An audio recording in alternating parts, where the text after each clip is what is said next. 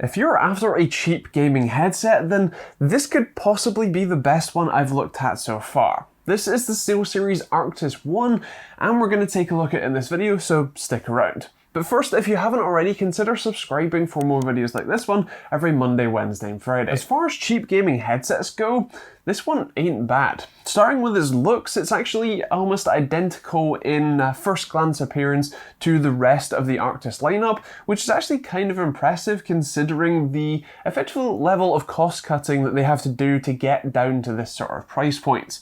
Now, there are a few notable exceptions, and like I said in previous videos, with all of these sort of budget headsets, they always have to make compromises to the either build quality or audio quality or features, anything and all like that, to be able to justify bringing the price down, and this one is no exception. Starting with the build quality, especially when it comes to the headband, they've made it from what feels like an incredibly cheap plastic.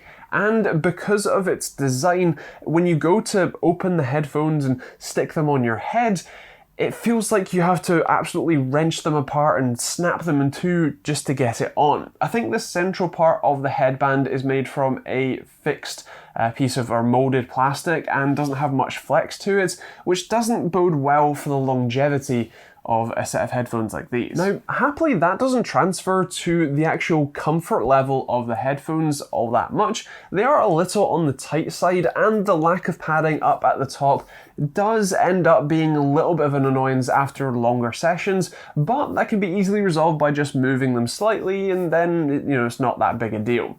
The ear cups are actually pretty good. My ears did rub on the inside of the ear cups just a little bit, as the actual ear cups themselves aren't the thickest or most plush you'll ever feel, but they are plush enough and they're a breathable fabric, so you don't get overly hot and sweaty while wearing them. Interestingly, it seems like Steelseries has gone with the same soft touch rubber cable you get on basically all of their latest gaming mice for the cable that connects this to your system. It's actually a 4-pole headphone jack, which means that it can be supported across basically any device you want, whether that's your phone or your PC, or any of your consoles like the Xbox One, PlayStation 4, or Nintendo Switch. All of those work. It does also include a 4-pole to separated headphone and microphone jack adapter or cable in the box, which is always good to see too. What about audio then? Well, it's certainly not bad. Of course, these are still a budget set of headphones, and so they're not blowing my expectations away for the sort of price you're paying for the quality you're getting, but they're remarkably clear. The bass isn't overdone like a lot of the cheaper style headphones where they try and sort of increase the level of the bass just to try and mask the general lack of quality they have.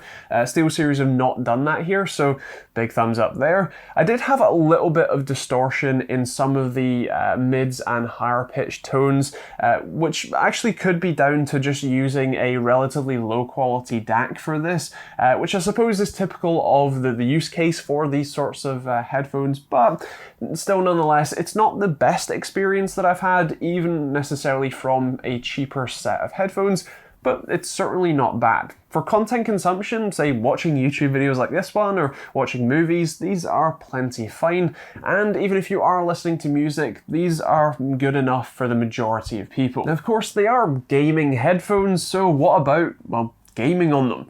Well, much to no one's surprise, these are fine. Basically, any set of headphones that have a good distinction between left and right and aren't, just horrible to listen to are fine enough for gaming. These were easy enough for me to tell, left and right from footsteps in CSGO, for example. And the main differentiating factor between different headphones or headsets is normally the level of comfort, which, as I've said, is plenty fine. And I don't expect you to have many problems with, longer gaming sessions. Of course, it depends on, shape of your head and what preference you have for, say, the ear cup material and how you like the headphones to fit. But for me, as a subjective opinion, they're plenty fine. One other nice feature they have is the ability to fold the ear cups flat, which, especially if you've just taken them off, after a long session, but you might use them again in a minute, or if you're just talking to someone else in your room, or even if you're, using them to travel and you slip them in a backpack, being able to fold those ear cups flat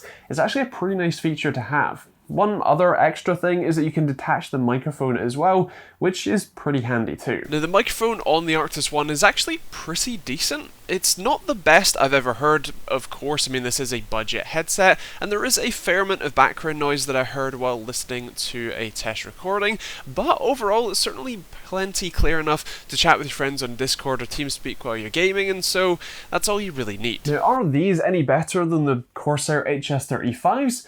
Well, generally speaking, the short answer is not really. While the HS35s are about £15 cheaper in terms of their RRP, or about $15 cheaper as well, the Arctis do have a little bit better audio and microphone qualities, and a slightly better overall kind of comfort level. But if it was my money, I'd probably still go with the HS35s or the Asus TUF H3s in this kind of price range. If the Arctis ones do go on sale though, which they actually currently are at the time of filming on Amazon UK, then they're actually a fantastic value and I have no problem recommending them. Now of course, those are my thoughts and I would love to hear yours in the comments down below. Which of the cheap gaming headsets that I've checked out recently do you prefer? Is it the Arctis ones? Is it the HS35s, the Asus TUF H3s, the Razer Kraken X's, or even the Impao EG3s?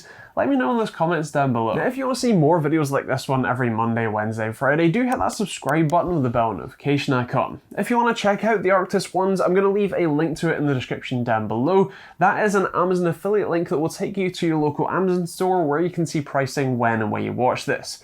There's also a load of other links in the description down below if you want to support the channel in more ways than just watching these videos. There's stuff like Amazon and Overclock UK affiliate links that don't cost you anything to use, massively help me out when you do use them. Or there's stuff like Patreon if you want to get cool rewards like ad-free videos and support me directly, or merch or hoodies or t-shirts like this one, or a load of other cool new designs. There's also Streamlabs OBS if you want to start streaming, and a load of other stuff too, so do check it out. You can also check out some more videos over there. I'll try and remember to leave the budget headset kind of playlist, or at least the HS35 review over there, and that is pretty much it. So thank you for watching. If you have any questions, leave those in the comments down below, and we'll see you all in the next video.